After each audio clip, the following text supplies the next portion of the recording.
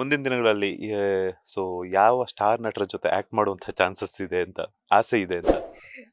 ಆಸೆ ಇದ್ದೇ ಇರತ್ತೆ. ಬಟ್ ನನಗೆ ಸುದೀಪ್ ಸರ್ ಜೊತೆ ಆ್ಯಕ್ಟ್ ಮಾಡೋಕ್ಕಿಷ್ಟ, ದರ್ಶನ್ ಸರ್ ಜೊತೆ ಆ್ಯಕ್ಟ್ ಮಾಡೋಕ್ಕಿಷ್ಟ. ನೀವು ಆ ಥರ ಲಿಸ್ಟ್ ಕೇಳಿದ್ರೆ ಒಂದಷ್ಟು ಲಿಸ್ಟ್‌ಗಳಿದೆ.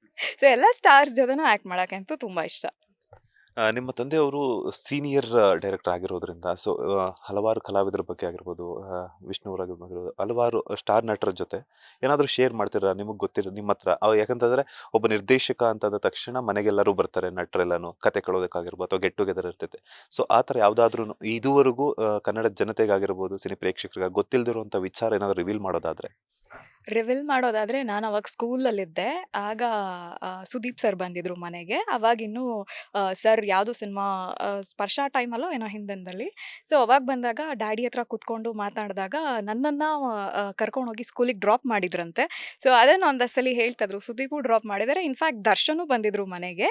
ಸೊ ನನಗೆ ಇಬ್ಬರೂ ತುಂಬಾ ಇಷ್ಟ. ದರ್ಶನ್ ಸರು ಇಷ್ಟ, ಸುದೀಪ್ ಸರು ಇಷ್ಟ.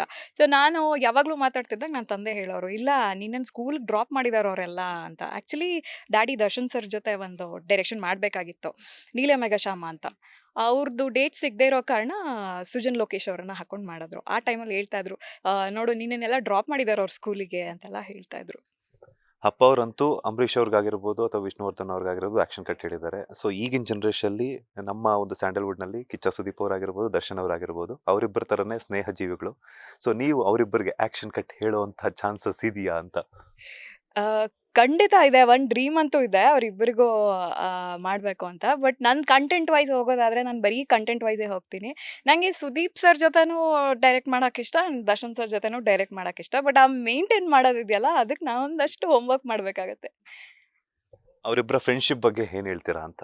ಒಂದಾಗಬೇಕು ಅಂತ ಸುಮಾರು ಜನ ಇದ್ದಾರೆ. ಬಿಕಾಸ್ ಯಾಕಂತಂದ್ರೆ ಈಗ ಅವರಿಬ್ರು ಒಂದಾದರೆ, ಅವರಿಬ್ರು ಒಂದಾಗಿ ಆದಮೇಲೆ ಅವರಿಬ್ಬರಿಗೆ ಒಟ್ಟಿಗೆ ಆಕ್ಷನ್ ಕಟ್ ಹೇಳುವಂಥ ಚಾನ್ಸಸ್ ನಿಮಗೆ ಸಿಕ್ಕಿದ್ರೆ ಏನು ಹೇಳ್ತೀರಾ ಅಂತ?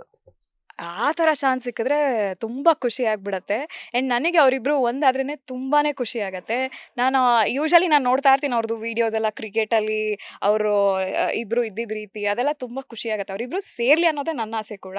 ಇನ್‌ಫ್ಯಾಕ್ಟ್ ಅವ್ರ ಫ್ಯಾನ್ಸ್ ಕೂಡ ಆಸೆ ಪಡೋದು ಅದನ್ನೇ, ಅವರಿಬ್ಬರು ಜೊತೆ ಆಗಬೇಕು ಅಂತ.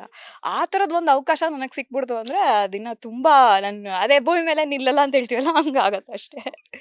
ಅವರಿಬ್ರು ಆದಷ್ಟು ಬೇಗ ಒಂದಾಗಿ ಅವರಿಬ್ಬರಿಗೂ ಆಕ್ಷನ್ ಕಟ್ ಹೇಳುವಂಥದ್ದಾಗಿ ನನಗೇನಾದರೂ ಒಂದು ಕ್ಯಾರೆಕ್ಟರ್ ಕೊಡ್ತೀರಾ ಅಂತ?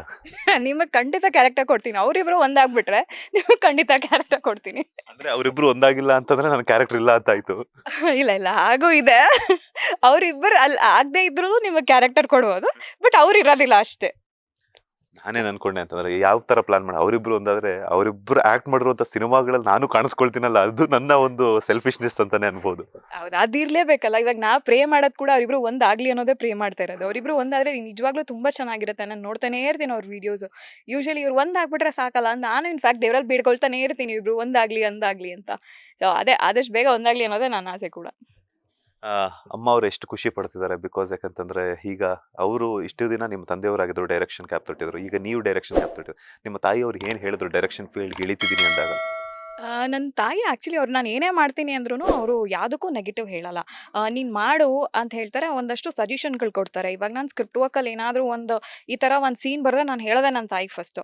ಸೊ ಅವ್ರು ಕೂತ್ಕೊಂಡು ಹೇಳ್ತಾರೆ, ಇದು ಓಕೆ, ಇಲ್ಲ ಇನ್ನೊಂಚೂರು ಚೇಂಜ್ ಮಾಡ್ಬೋದು ನೋಡು ಅಂತೆಲ್ಲ ಹೇಳ್ತಾರೆ. ಬಿಕಾಸ್ ಅವರಿಗೆ ಎಕ್ಸ್ಪೀರಿಯನ್ಸ್ ಇದೆ. ಡ್ಯಾಡಿ ಜೊತೆ ಕೂತವರು ಯೂಶಲಿ ಕೆಲವೊಂದು ಸ್ಕ್ರಿಪ್ಟ್ಗಳಲ್ಲಿ ಕೂತಿದ್ರು.